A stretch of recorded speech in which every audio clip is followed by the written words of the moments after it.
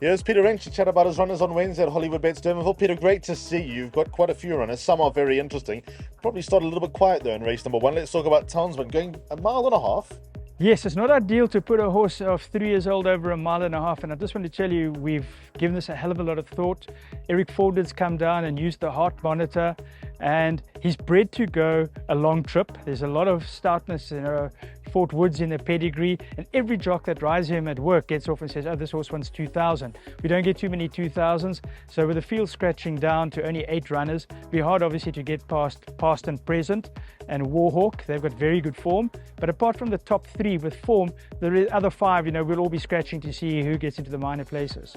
What about Lucky 13? Because the day that she wins will be no surprise. Looks like she'll have a workout out here, but always allowed for top 4 honors. I want to tell you, I really enjoy this filly. I ride her in the mornings. She's as honest as they come. She's very one-paced, long-striding filly.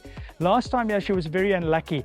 As Ashton Ari said when he got off, he said, right distance, wrong course. She was a little bit out of her ground, but she still ran on stoutly. She was only just over 3 lengths behind the winner. The time before was a mile, again, too short for her. Only a length and a bit in 4th place, and every time she runs on. So we've got to give her a chance over a little bit further. She stayed at 1,800 very comfortably.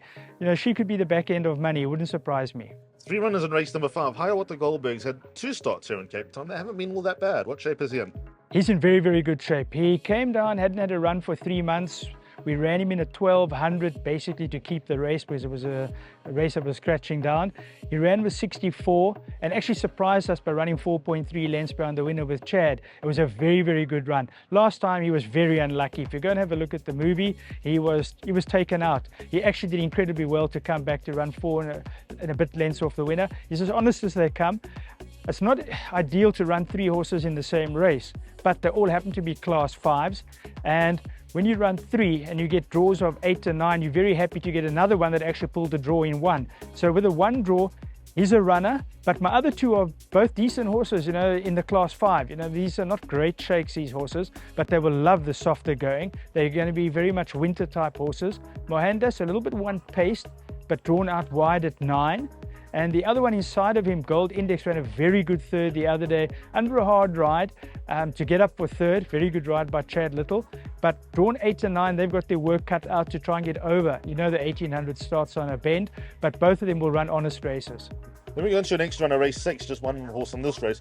Grew a Vast, Craig Bantam takes her out. Any reason for that substandard run last time, or was she just in and out? No, the draw. And we haven't got a good draw again. If you have a look at my draws for Wednesday, you'll see the race 1, I'm drawn 6 and 8. I've drawn 8 and 9. I've drawn another 8, and now I'm drawing a 7. Last time she drew 10. As you know, the course was running rock hard and extremely fast, so we had to take our medicine and drop her out. She pulled quite hard because the race wasn't run at a true pace. It went a little bit slow in front. She was pulling a bit hard. She stayed on nicely, 7 lengths off the winner. I think she'll be a little bit better if we can bounce her and get her handy. 7 draw, she's working well. She's competitive in a right type of field, and this might be. Then last race, race 8, number 3, Wiley Riley. Start with him. Any hopes for improvement, Jack? He should improve. He's taken a long time to come to hand. His coats never look good. He's just been a very, very difficult horse to catch right. He's run 1 or 2 fair races when he came down here, finished 7 lengths off here at Durbanville.